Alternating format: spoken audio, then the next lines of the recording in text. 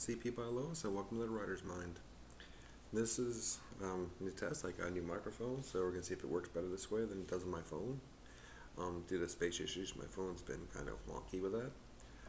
Today, like I said, it's always a free-flowing conversation type of thing, like whatever comes to mind. One thing that I've been thinking about a lot lately is where do we get our ideas, our search histories, what's it like to be in a writer's mind? I mean, that's kind of the purpose. Let's just talk about different things about the writers, understanding tips, things like that. For those that are just getting involved in this and in writing, I mean, or know someone who's, the writer's mind is a very unique and interesting place. Sometimes scary, depending on what we're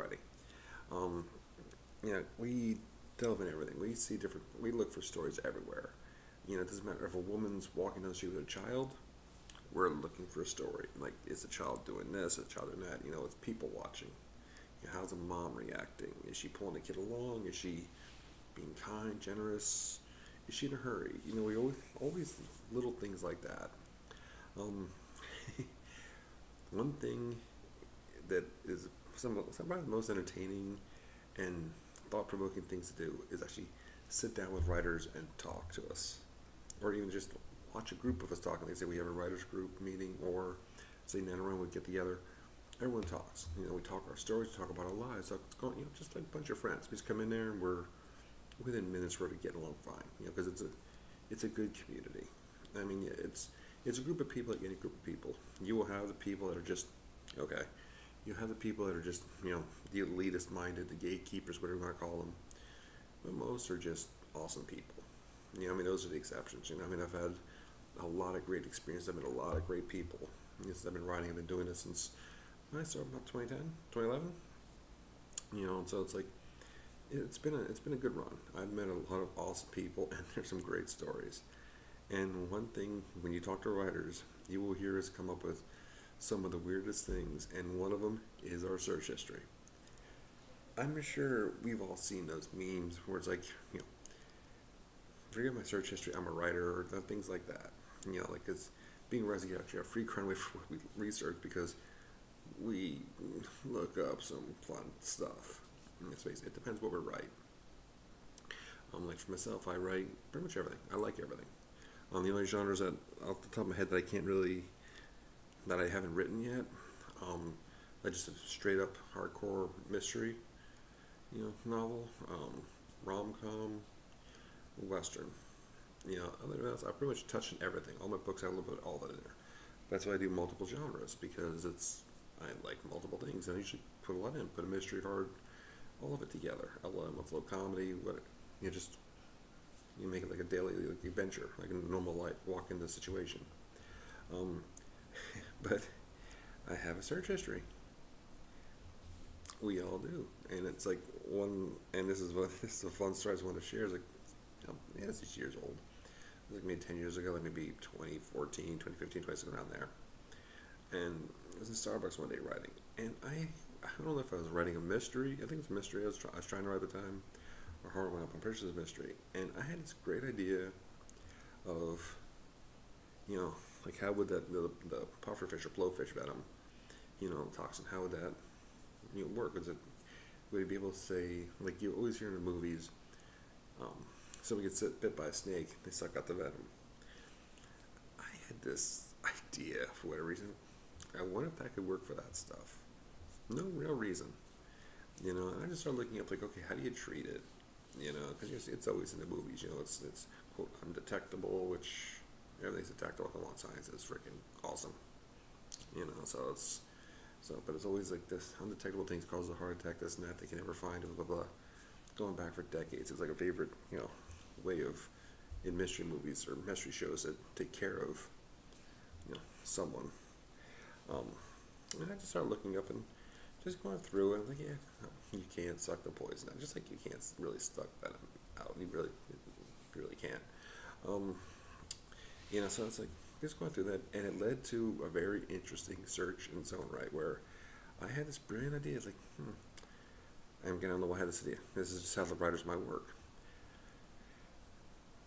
Could, say, a severed vein, like a jugular or something like that, be sutured together with a fishhook?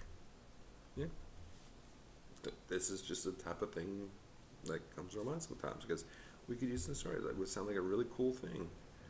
And yes, you can suture, like, stitching technically with a fish hook because there's no barbs on it, like you can anything else.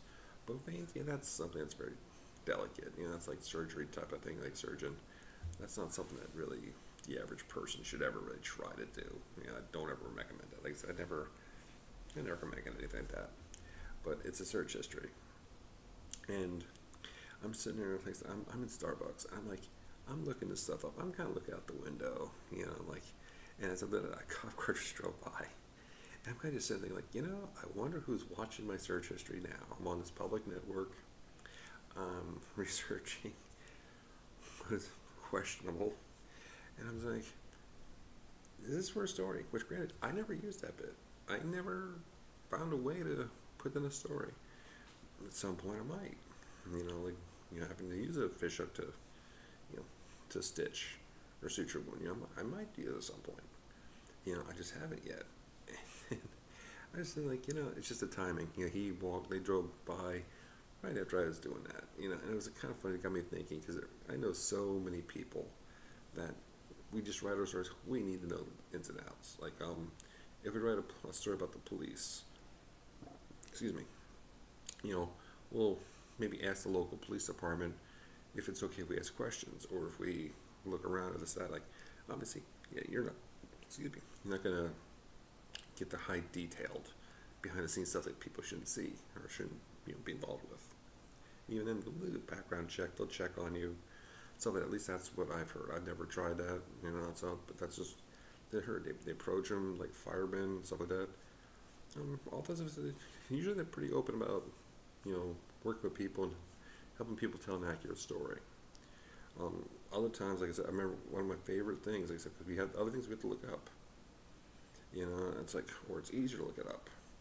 One of my favorite is anyone that's ever watched Murder, She Wrote with Sorry, with Angela Lansbury.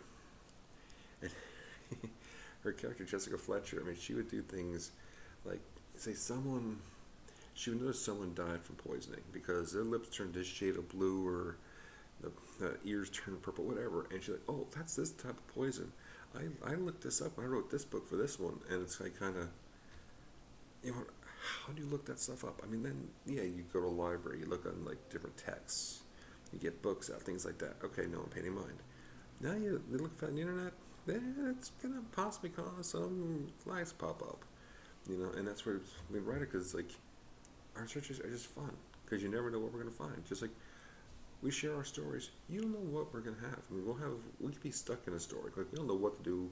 Like, we have today Johnny A with Sally B, and they're trying to solve a problem, and they come from two different sides. Okay, we're stuck. Say each of them has this, a piece of the puzzle. We don't know how to solve it. We just thought something, make it something simple, like, well, what if one of them's just looking at the piece, but the other one's there, just like, fondling and just studying it, and they ask what it is, and that starts the conversation. Right there, you kind of solve the problem. Other people give the viewpoints. They get an idea. And that's what's great about the recipe. We ask questions. We all know what it's like to be stuck in a story. We all know what it's like to struggle to figure out what we want to do next. And sometimes it's just helping. We love to help each other. We love to just put our minds at work, and see what we can come up with. And sometimes it works for a story, sometimes it doesn't. But that's the best part about it. We get to share our ideas, share what's going on in our, with our process, like what we would do, how would we write it. Just watching TV or movies, you'll see something, well, that doesn't make any sense. Why don't you try this? And then we incorporate down the stories. We take our characters, next type of situation, and we rework them, and we write it our way.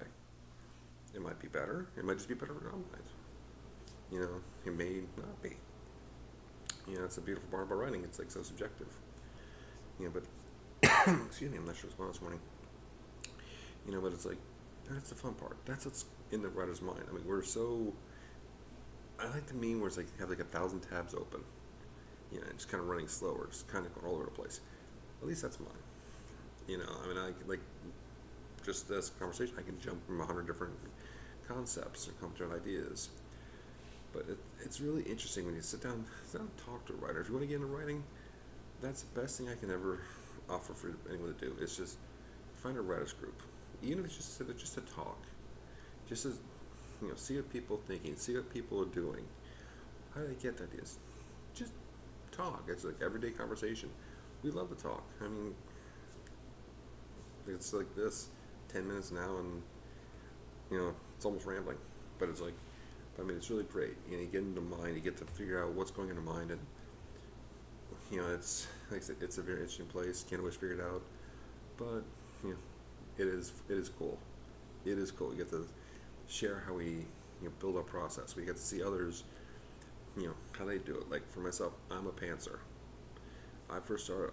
Everyone, their brother was telling me that I'm an idiot. I'm a freak because I need to outline. I need to have details and everything else. And I read Stephen King's On Writing, which to me is the writing Bible. If you want to be a writer, you read that book. And he said in one company, he'd like to take two people, put them in a situation, see what happens. And I'm like, you know what?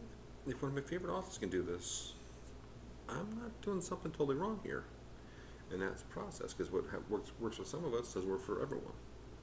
And that's pretty much what most of us have accepted, vast majority. I mean, there are a few. You have the elitists that'll sit there and like, no, you can only do it this way. You have the other people sit there like, oh no, it's you always have different viewpoints. It is what it is, a group of people. The vast majority though, people just sit there and they get along, they understand, a lot of, at least in my experience, I met a lot of pantsers. I met the outliners and I've met the pantsers. I met some people do the outlines where they know Jane meets Bob on page 126. It's like, okay, if it works for them, great, more power to them. For me, not so much, but for them, great. But it's like the different processes like that, and it sometimes can get something going on. I'm like, that's a pretty cool idea, but I want to try something like that. You get all those different ideas. I mean, our minds are going 100 different directions, 100 miles an hour. We are literally like a train on the tracks without a conductor.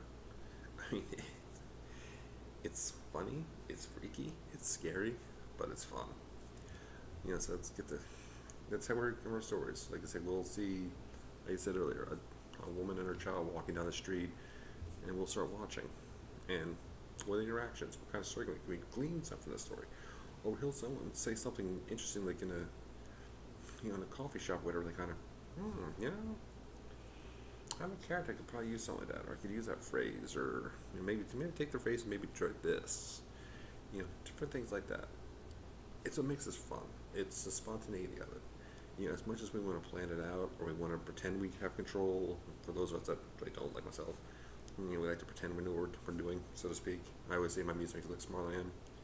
But those little ideas, we get those little spontaneous ideas, that'd be great. And that one thing, like I said, watch that mother and child, that can spawn an entire novel.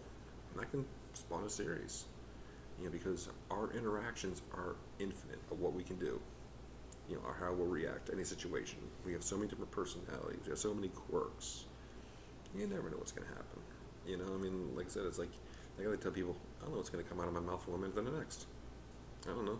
And that's what makes it fun. Because you get to take qualities we have in ourselves, or we have from our friends, or our family, or we just know some strangers, and put them in a character and get to explore it a little bit. We get to play. Like I love to say, writing is an adult's, chance, as an adult is our chance to play again, like kids. Like we go out into the yard and play like matchboxes or other toys. We make believe. And for me, that's what writing is. So, exploring the writer's mind, exploring it's a different thing than understanding it. We're not going to understand the writer's mind. But exploring it, that's where the fun begins. That's where the ideas are. And that's where creativity can get a huge spark. So you get a chance to sit down with some writers, just talk. Talk about ideas. If you're getting started, that's probably the best thing I can do. Just sit down and just feel yourself, being submerged in these ideas and this creativity. There's nothing like it, and it's fun. It's fun. So it's dive into the writer's mind. It's no shame. We have our quirks. We have our little idiosyncrasies, and we know how to stir some trouble up at times. So have fun. Dive into it. Again, Be yourself. What works for you works for you. What doesn't, doesn't. There's no shame in that. Just have fun. Just write. Tell your stories. Until next time, have a great one. Let your imaginations fly. See you later, guys.